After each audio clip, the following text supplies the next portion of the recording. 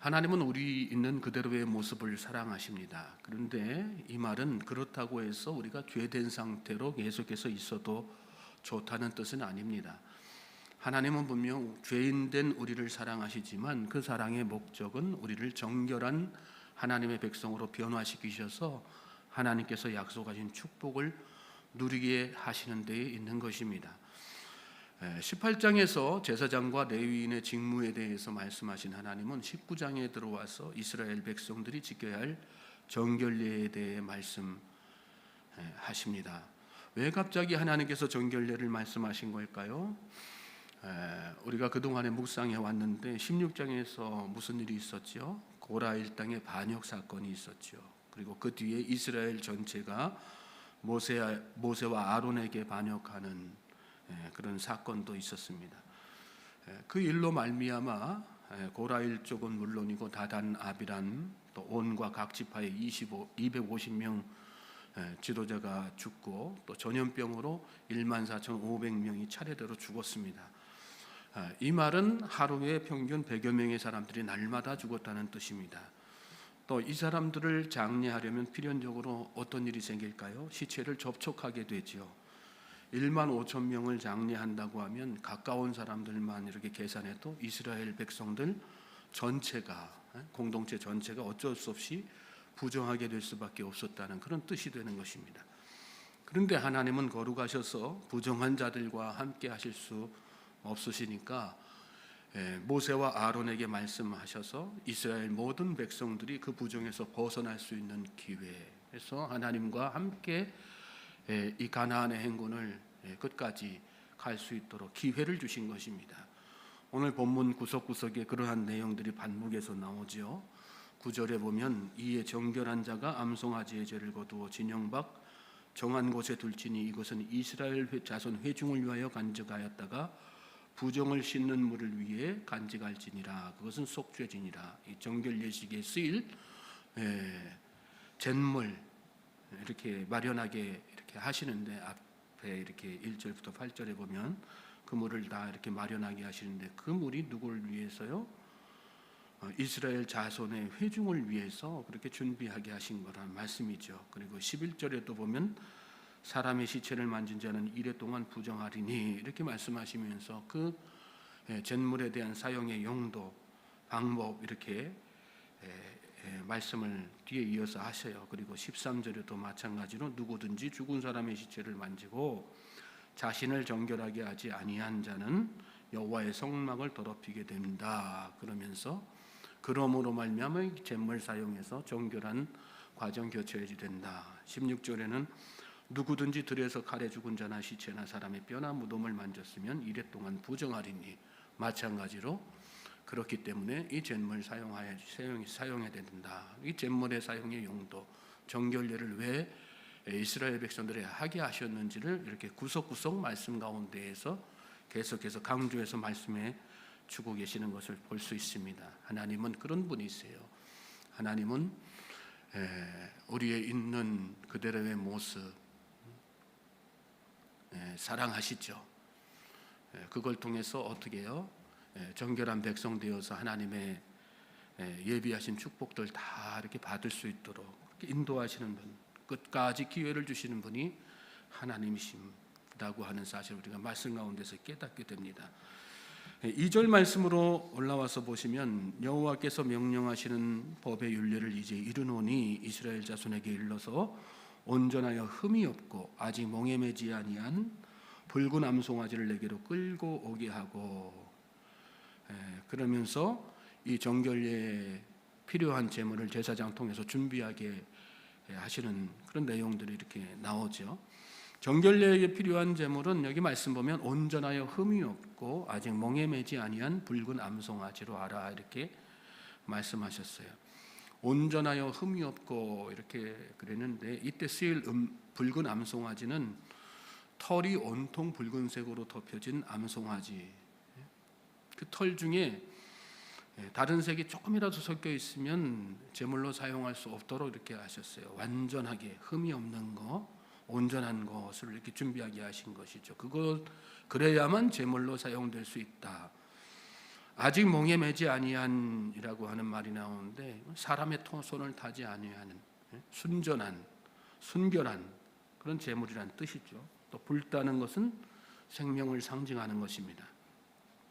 또 보통은 하나님 앞에 숫송아지로 제물을 드렸는데 특별히 암송아지를 말씀하신 이유는 이 암송아지가 숫송아지에 비해서 성품이 온유하기 때문입니다. 여기서 우리가 한 가지 깨닫게 되는 것이 있죠. 이 붉은 암송아지는 누구를 상징할까요? 예수 그리스도를 상징하는 것이죠. 예수님은 어떤 분이세요? 흠과 티가 없으신 분이세요. 죄가 전혀 없으신 분이고 죄인들이 거역한 일을 묵묵히 참아내실 수 있는 온유한 성품의 소유자시죠.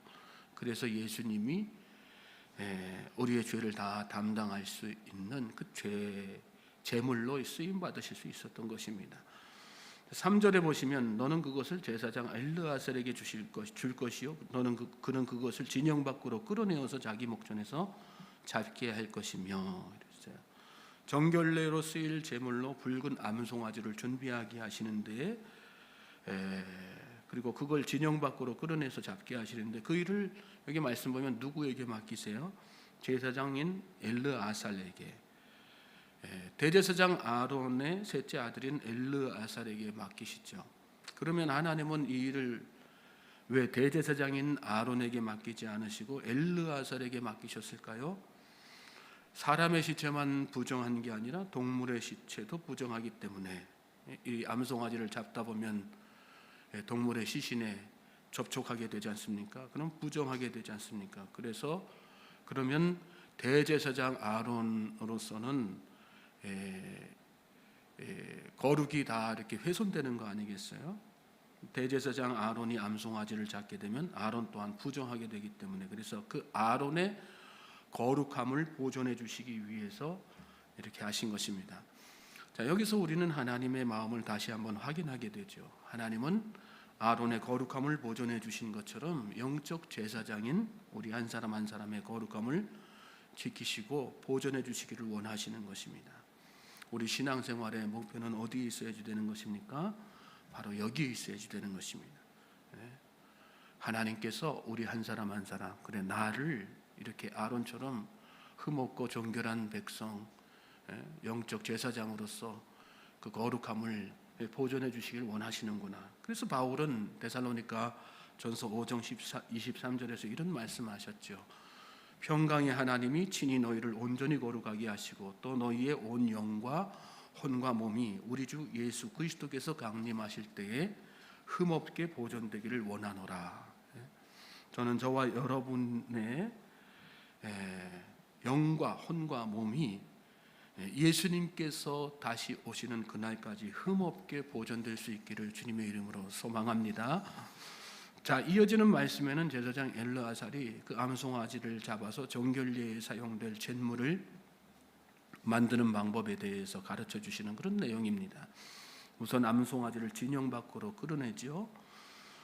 번제물이라 속제물은 하나님께 드리는 것이기 때문에 번제단이 있는 성막들에서 잡았지만 붉은 암송아지는 태워서 죄를 내는 데 목적이 있어요. 그리고 그것을 누굴 위해서 사용하는 거예요? 하나님 위해서 사용하는 게 아니고 이스라엘 백성들의 죄를 사하기 위해서 사용하는 것이기 때문에 성막 안이 아니라 진영 밖으로 이렇게 끌어내서 작도로 이렇게 하신 것입니다. 다른 말로 하면 이 붉은 암송아지는 이스라엘 모든 백성들의 죄를 짊어진 것이 되기 때문에 그래서 부정한 취급을 받아서 이 진영 밖으로 끌려나갈 수밖에 없었던 것이죠. 암송아지 자체는 온전하여서 흠이 없어요. 그렇지만 이스라엘 백성들의 부정함을 짊어졌기 때문에 부정한 취급을 받게 된 것입니다. 예수님이 영문 밖으로 끌려나가서 십자가를 지신 이유도 또 여기에 있죠. 히브리서 13장 11절로 13절 말씀 여러분 가지신 성경 펼쳐서 한번 찾아서 읽도록 하겠습니다. 히브리서 13장 11절로 13절 말씀 함께 찾아서 읽도록 하겠습니다. 13장 11절로 13절입니다. 시작. 이는 죄를 위한 짐승의 피는 대제사장이 가지고 성소에 들어가고 그 육체는 영문 밖에서 불사름이라. 그러므로 예수도 자기 피로써 백성을 거룩하게 하려고 성문 밖에서 고난을 받으셨느니라. 그런즉 우리도 그의 치욕을 짊어지고 영문 밖으로 그에게 나아가자 그랬어요. 그러므로 예수님도 자기 피로써 백성을 거룩하게 하려고 성문 밖에서 고난을 받으셨느니라.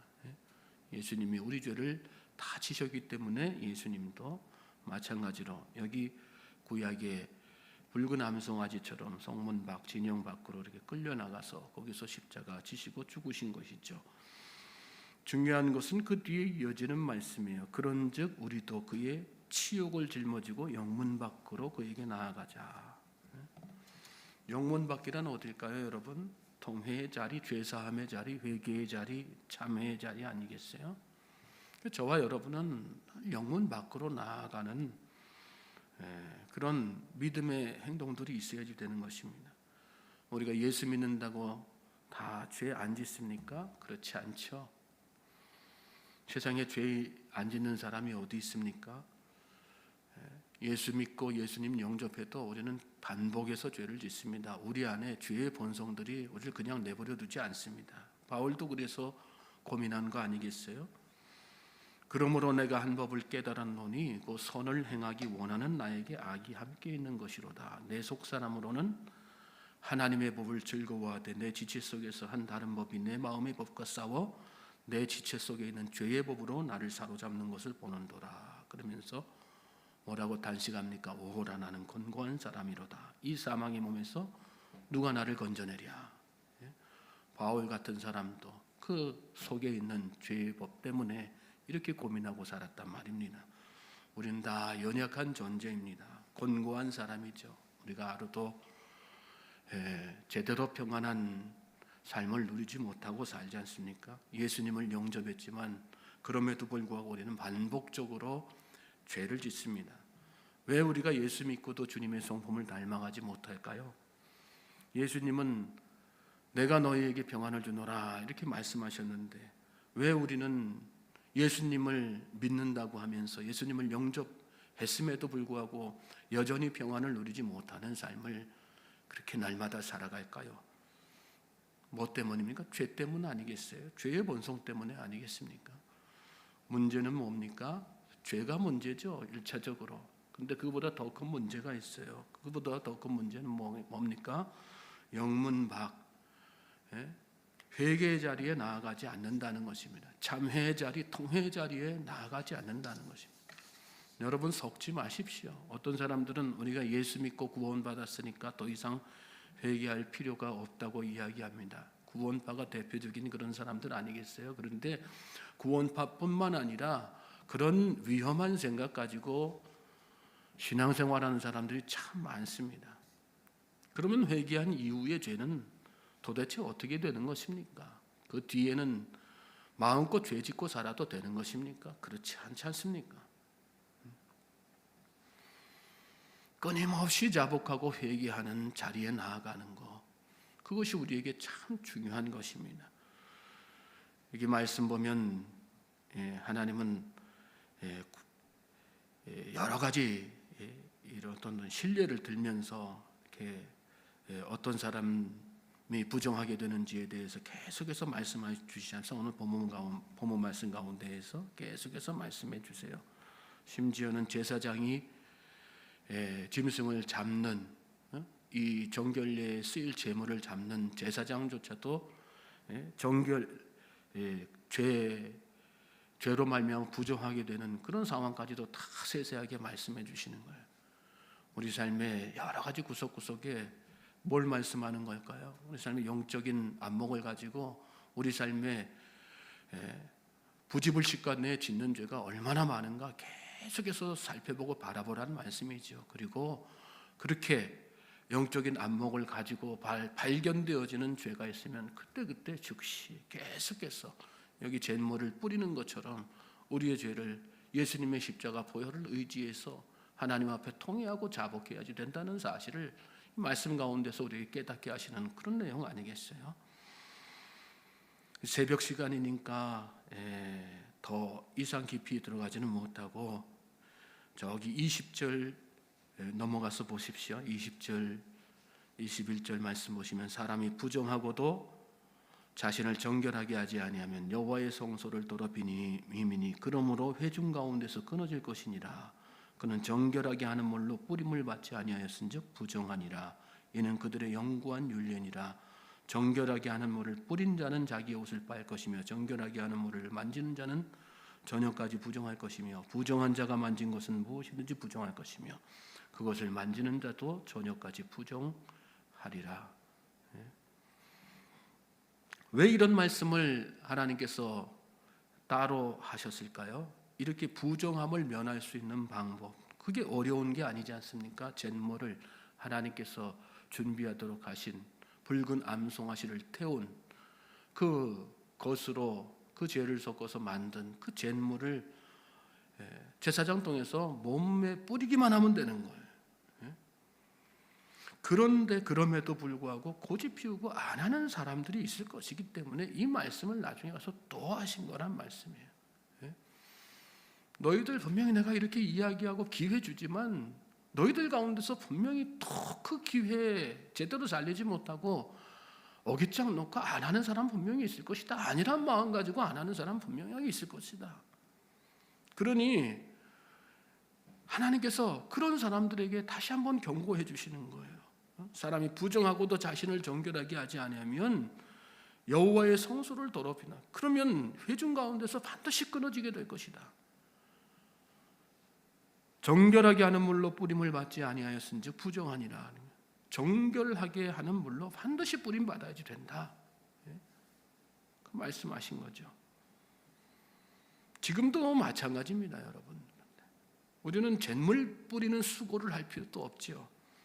예수 이름만 있으면 됩니다. 예수님이 구원이시잖아요. 예수님이 십자가 지시고 다 우리 죄를 담당하셨다. 예수님의 보혈만 의지하면 되는 거거든요.